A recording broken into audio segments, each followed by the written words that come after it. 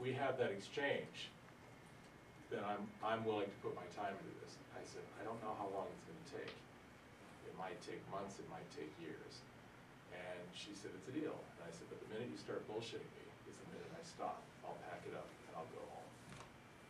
And that's how I launched into Cyntoia's story. How soon after she committed the crime did you? 3 days. So I got her pretty quickly into the system, within 3 days. Might have been 2 days. I think it was 3. So that launched me into an odyssey that I never imagined I'd find myself in. So, you know what, it kind of demands a question. What are we doing here? What's our purpose? Why do we do what we do? Who cares? So what? And the answer is, if we are thinking individuals, if we are critical thinkers in our culture, things should never be as simple as they seem. If, on appearance, a 16-year-old girl was a bad kid, on drugs, in the middle of the worst stuff, prostitution, has a gun in her hand, kills a man, obviously this is a bad child, right? Isn't this a bad child? Well, that's what I thought when I first heard about Cyntoia. And I couldn't see the 3 dimensions of the child. What I know as a documentarian is that no matter how much we think we know about a story, the minute we really start to dive into a story is the minute we find out that our perceptions might not be right. So Cyntoia, yeah, she made a really bad judgment. She did something pretty horrible. She committed murder. The ultimate crime in our culture is to take somebody's life. Johnny Allen, the guy who's dead, not my job to be the judge or jury of his right to exist on this planet, nor is it Cyntoia's right to do that. But if we just focus on the obvious, then we will miss the bigger picture. And that's what I had to spend my time doing, is coming up with a story that looked at the bigger picture. So my decision was to focus on the systems, the social systems around this young girl, her social systems, so that I could begin to tell a story that looks beyond the obvious. And remember, when we look at something, when you look at anything, you know, the front is the obvious. We're looking at a bottle of water, but you don't know what's behind. And if you really take the time to come around and look behind, you might find the ingredients of what's in this bottle. You're seeing the label, but what do you know about what's really inside? The answer is, you're going to make your best guess by looking at the surface, but you'll make a better guess if you spend the time to come around and take a look at the big picture.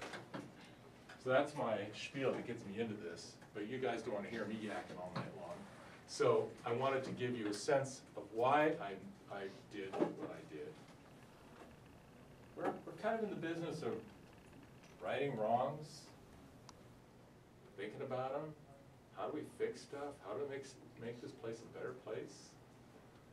If we didn't care about that stuff, what are we doing in a classroom? What are we doing in a school? Why bother? If it's just about us, you can survive on your own.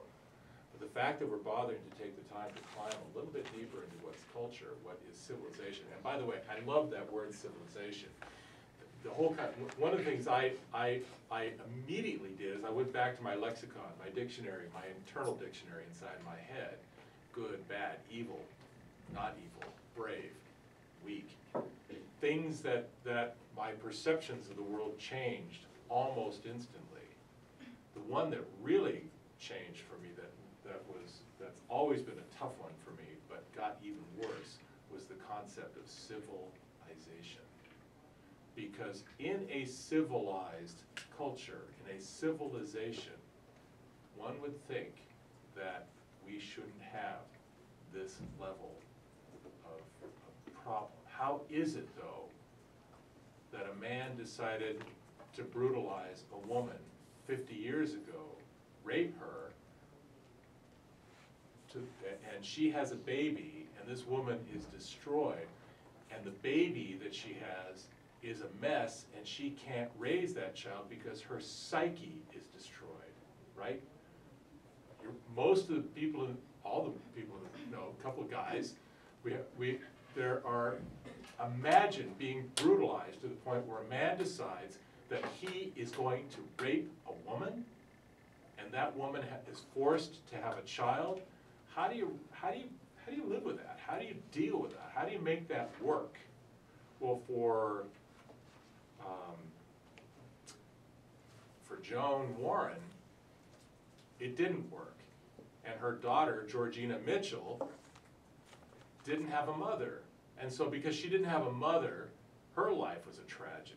And she ends up having a baby called Cyntoia Brown. 3 generations, one violent act. 3 generations later, this plays out. What's up with that? That was the root and that was the direction that I decided to take this film, was to figure that stuff out.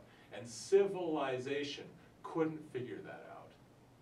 Cyntoia was in a couple different systems for juveniles. She was acting out as a child.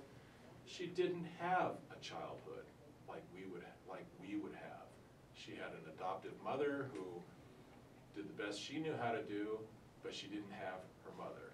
She didn't have the system around her that most children enjoy in life.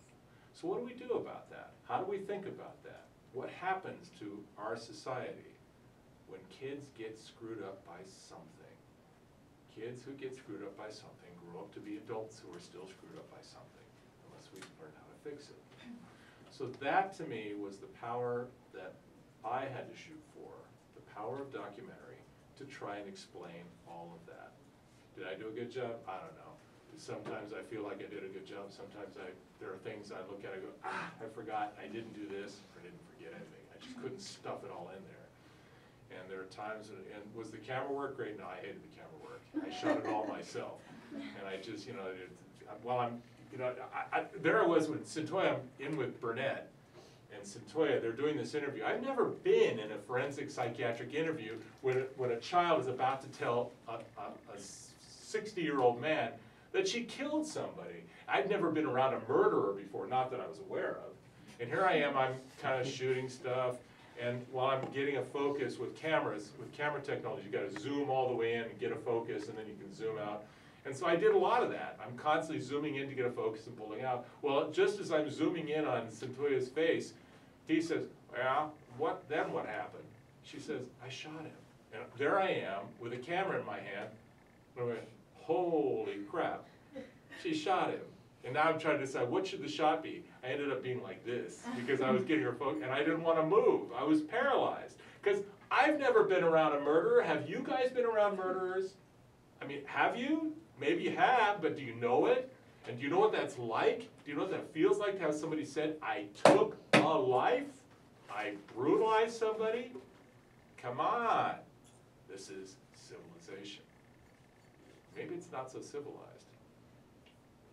I don't know Anyway. if it's her fault though. I mean, I was watching the documentary. What was Johnny Allen doing around a street prostitution of 16-year-old? Damn good question. You know, that whole aspect of the question is, what was he doing there, and why isn't he being questioned as a murderer of childhood? So that came up in the courtroom. This is, oh boy, you want to talk about a dynamic. What I did not do is put the trial on trial. Mm-hmm. I kind of did. A little Because bit. if you watch the documentary carefully, I'm kind of putting the trial on trial a little bit. I was fair. I showed the prosecution. In fact, I gave him a lot more airplay than I gave the defense.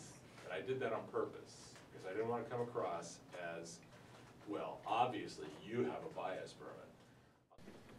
So we have a whole lot of issues. Then her attorneys decided that Cyntoia, this kid with 140 IQ, which I don't state in the documentary, she's got an IQ that we could all envy. This kid, this articulate kid, is also a little, she's combative. I mean, you saw when she was testifying in the transfer hearing, Jeff Burks, the prosecutor, was up against a real tough match. He tried to nail her on so many fronts, and she kept her cool, and she just answered all of his questions. But she anticipated his questions before he asked them, and she had good answers. And the defense attorneys decided that she might not play well in front of a jury. And not only might she not play well in front of a jury, but they were concerned that her past scrapes in the juvenile justice system in Tennessee might play against her. The forensic psychiatrist's position was, this explains who she is. Don't be afraid to put her on the stand and let her defend it, at least tell her story. Because if she tells her story, the jury will at least get a chance to connect with her. But her attorneys advised against that. That became the center of discussion with a group of attorneys who have since, because of the documentary, taken on Cyntoia's story and are now defending her in an appeal, did defend her in an appeal before the same judge just this past November. If successful, the judge will be in a position to reverse his decision about a life sentence for Cyntoia Brown. And if he reverses his decision, it'll be because her new defense counsel will have convinced the judge that there was a problem due to ineffective counsel, meaning the attorneys in this case, the defense attorneys, made bad decisions. Also, the other argument, which I think will be even more interesting in the bigger sphere of justice, is, was Cyntoia a victim of fetal alcohol spectrum disorder that we discussed in the documentary? Fetal alcohol spectrum disorder is so named because it's not as extreme. The effects of in utero alcohol use by a mother can affect a child, right? So we've heard of fetal alcohol syndrome, which is a really big demonstrative thing that you can see. You can see in a child, you can see facial expressions, you can see affective disorder of types, you can see what fetal alcohol syndrome looks like. But there is a range of possibilities from no effect to fetal alcohol syndrome that fits in between, and now is coined fetal alcohol spectrum disorder, which is now being brought up as a defense in the court system. Well, her new attorneys hired some experts to evaluate Cyntoia for fetal alcohol spectrum disorder. And the reason they did is because Sorry, but when did this start becoming admissible as a defense, the fetal alcohol spectrum? It's been brought into the court system for about, or it has, I think it goes back 2005 maybe? Is that like the first real substantive case? I think some of the early cases were in the early 2000s. Okay. I don't have an exact date. I remember looking into it. I read a couple of articles and books about it, and I remember thinking, this is going to be interesting. So I sought an expert. I went to Astrid Hager, somebody who was I decided to go to not Tennessee to have a physician look at Cyntoia Brown, because she would not be, a physician not Tennessee wouldn't have an emotional dog in the hunt. So I found Astrid Hager at County USC Medical Center, who runs a violence intervention program for women in Los Angeles. And I said, I'd like you to take a look at my documentary that I had a rough cut, early cut of the documentary. And I just want you to give me some feedback about what you think has happened to this girl. I had no idea where she would take it. I knew where her specialties were, but I don't know, I certainly didn't know fetal alcohol spectrum disorder at that time. I knew what it was, but I didn't know how to identify it. So I said, just watch it. She watched it, and she said, this girl has fetal alcohol spectrum disorder. And I stopped the video, and I said, how do you know that? She said, I can see it on her face. Do you have some photographs of her? I said, yes.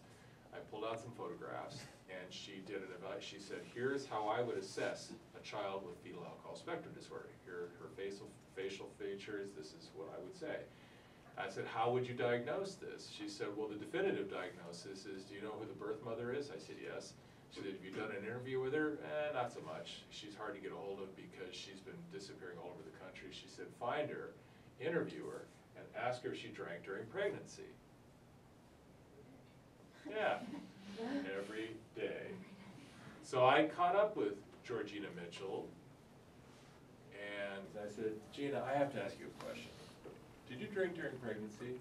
Oh yeah, all the time. You saw the tape. And you heard my reaction. I left my questions in there because the incredulity. How much did you drink? Oh, it's, fifth a day, every day. Oh yeah, every day, fifth. Yes. And if I didn't have it, I knew where to find it. Right? And we heard that. Whoa! And so I took that a year later, after Astrid Hager first looked at an early cut, or 6 months later, whatever it was. I took it back and said, I did an interview with the mother. She said, let me take a look at that. Well, you saw her watching that interview. And I did that on purpose because I wanted the world to see that this is what she was basing her information on, right? Because I like things to be transparent. I don't like to mess around with people's perceptions and stuff. I really believe in the fairness thing. I believe in accuracy as best we know how to do. It's not easy to achieve, but that one was clear. Sorry to interrupt you. That's right. Was that stuff brought into the trial? All of her prior history and being like prostituted and had like a pimp who was prostituting her? Is that mitigation? There was, in the transfer hearing, extensively. In the criminal trial, not so much. But can you, like, what happened? Did you get an interview with him, or? He was, no, couldn't find him. That, you don't find that guy. These are guys that, that he wasn't available. Was he shot because of the documentary? No, because he wouldn't have known. He was shot about 3 months into my process. So I did this over 6 years to make this. So I actually did some looking around trying to find the guy. I talked to some of the cops, and I said, I want to find this guy, just because I was curious. And but I wasn't able to get the guy. And what about her father? She talks about how father used to slap her around. Yeah. So Dad, No. adoptive father, Okay. didn't want to participate in the documentary. He said, nuh-uh. There's something in that family that I don't know. How did you get around, I mean, I'm sorry, look, you can see it's a very engaged group here, which is really cool. But then, so we're gonna interrupt you a lot, unfortunately. That's fine. But, so, in the other class, I got stumped because somebody was like, oh, well, if a child were to defame, right, so that when a child defames an adult, as was the case in your situation, so where does the liability then would fall on the producer of the thing? I had to be very careful. Right. So how did you do that? So here's my choice. These are really good questions.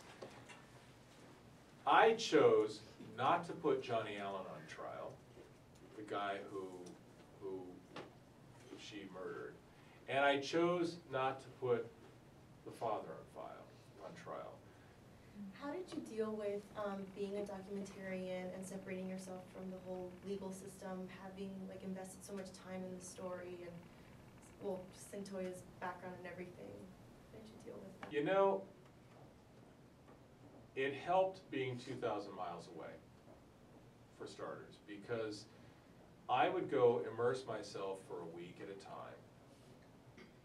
Understand, I spent a lot of time. Nashville became my second home practically. And I remember, in fact, I'm writing about all this stuff. I remember I would, at the end of an interview, or at the end of the time that I would spend in Nashville, I was exhausted. I was just trashed. I was physically tired because I was schlepping a lot of gear, and I was thinking through the sequences, and I'm doing this all by myself, and I'm recording stuff, and I'm keeping track of everything, questions, answers, where am I going with the story? That was exhausting. And that was emotionally exhausting. I'd get on a plane, usually by the time I'd get on a flight, I was trashed, just a mess. By the time I get home, I would spend time thinking about what it was that I had just observed, because my job as an observer is to be an observer. And then I would work on trying to put it into perspective, into some bigger picture stuff, so that I did a pretty darn good job keeping an arm's length as best I could from everything between Cyntoia, her adoptive mother, her adoptive grandmother, the lawyers, the legal system. What I did is I moved it into my head and not into my actions. So I spent a lot of time thinking about it, and that's how I was able to keep myself separated from it as best I could. It's hard to do. I imagine it would be. It's very hard to do. No. No. So you started off telling us that someone actually called you about this, and can you kind of talk a little bit about more how you established that source, or how you would have gone back, let's say you just did want to take on the topic of abuse, or like what lands a kid like that in this sort of system or in a situation like this? How would you have gone about that? And again, how did you continue to kind of build your story and get the access that you needed to delve into it the way you needed to? How did you kind of do that throughout this process? I think when we want to take on a story, if we're doing our jobs right, we're doing some research, we're going to find experts in the things that we want to pursue. If I'm going to go do a story about life on Mars, then I'm going to go find myself an astrobiologist from some institution who's got a reputation, and I'm going to start there and work my way into the story.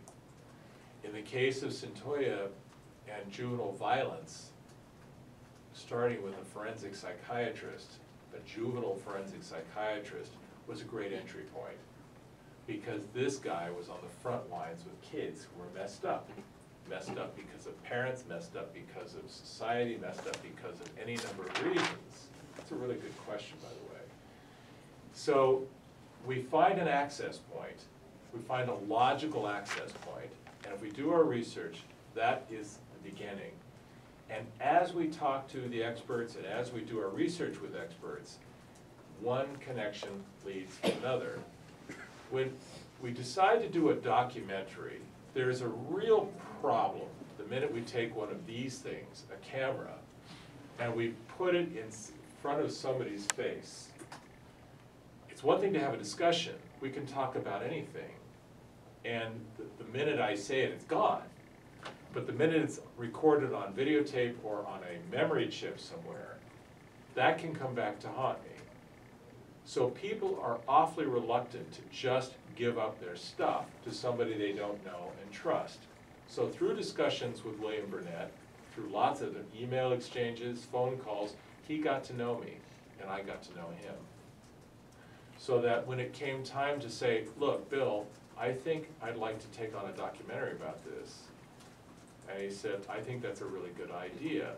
We had already built up some level of trust so that he knew that I was not just a fly-by-night news person who was gonna run, get into his face, get the story all wrong, and make him look bad, make the system look bad, or make the girl look bad, or make anybody look bad. He learned that he should trust what I was about.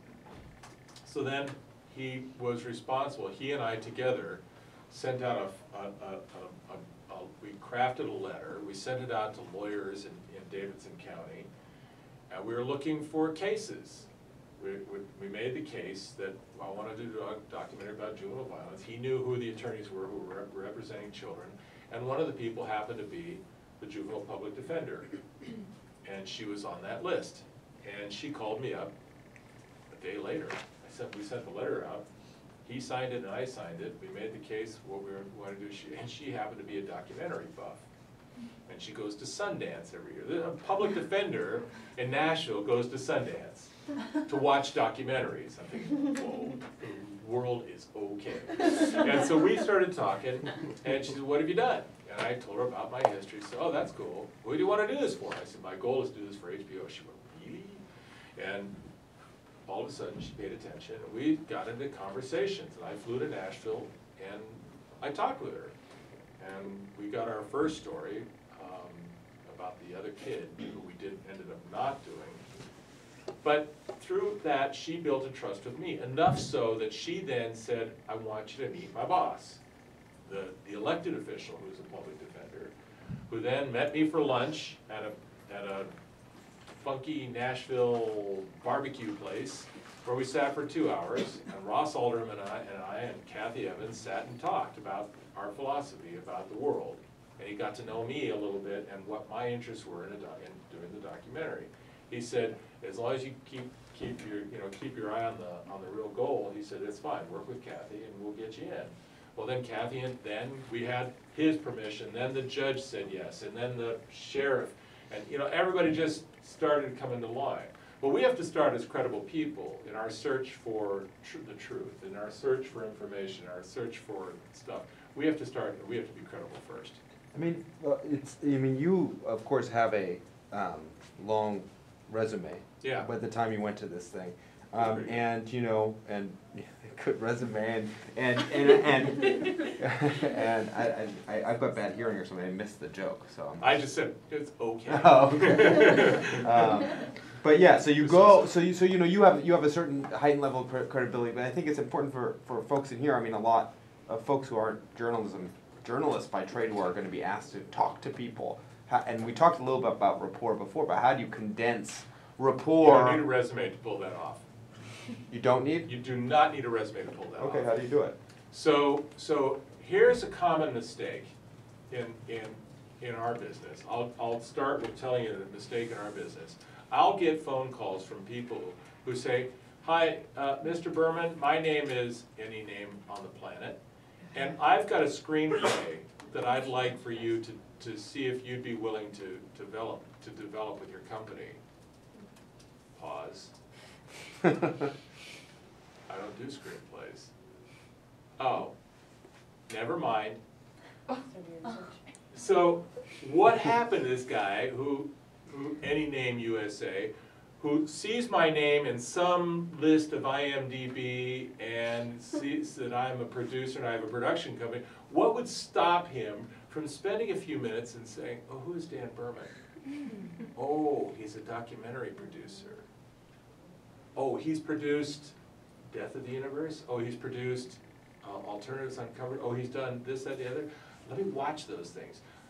Hi, Mr. Berman, my name is Any Name USA, and I've watched several of your documentaries, and I've been thinking about the world of documentary, and I have some questions for you. That's a different discussion. I don't care who that person is. If the person bothers to know something about what it is they're coming to talk to me about, that shows their investment in the subject. I'm invested too.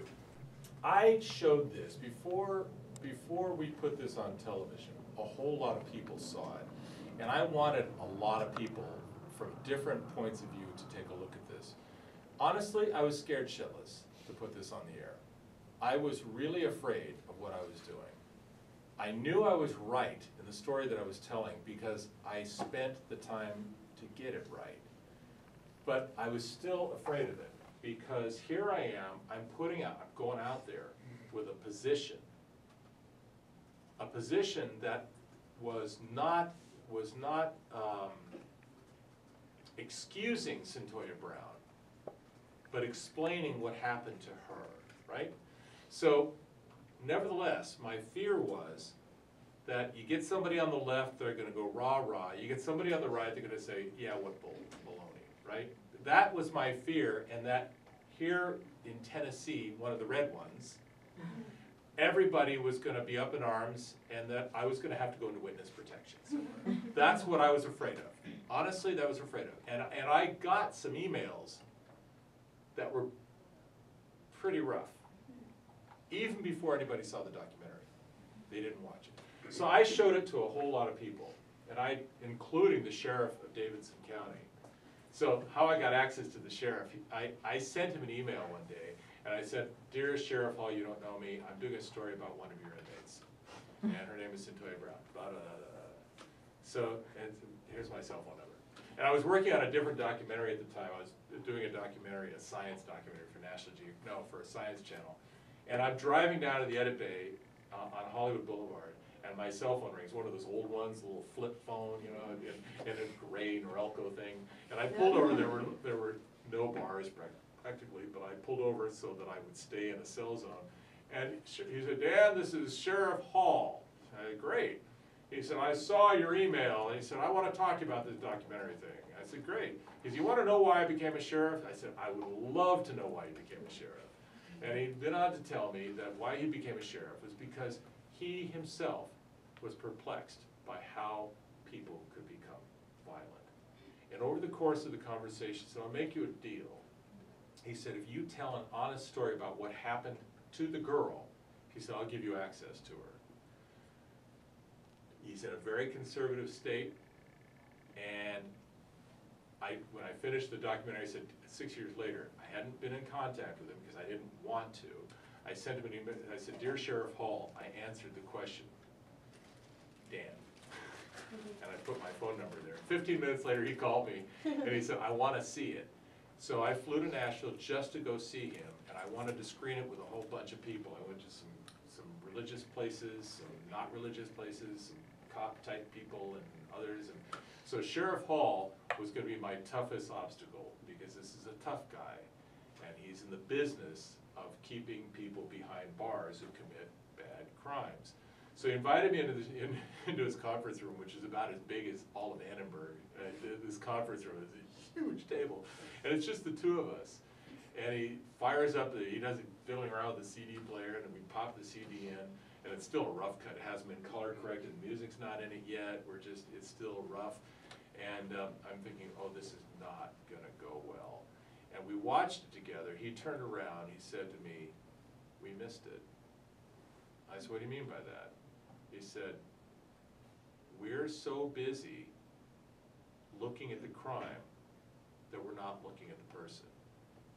We missed it in Centoya's case." I said, "Well, Sheriff Hall, I had the benefit of 6 years to find this story. You didn't have that." He's using that for training. That, to me, was the greatest vindication. But I'll tell you one even better. This is one I didn't expect, because the judge who allowed me into the Superior Court took a big risk of having a documentarian, his first documentarian in his courtroom, into his courtroom. He invited me into chambers every day during the trial. And he's the guy who said she's going to get life in prison because the jury said so, right? Someone, not me, sent him a copy of the documentary. And I got this email from J. Randall Wyatt. And he said, "Dear Dan, you did a great job. It was fair, it was balanced, you got the story right."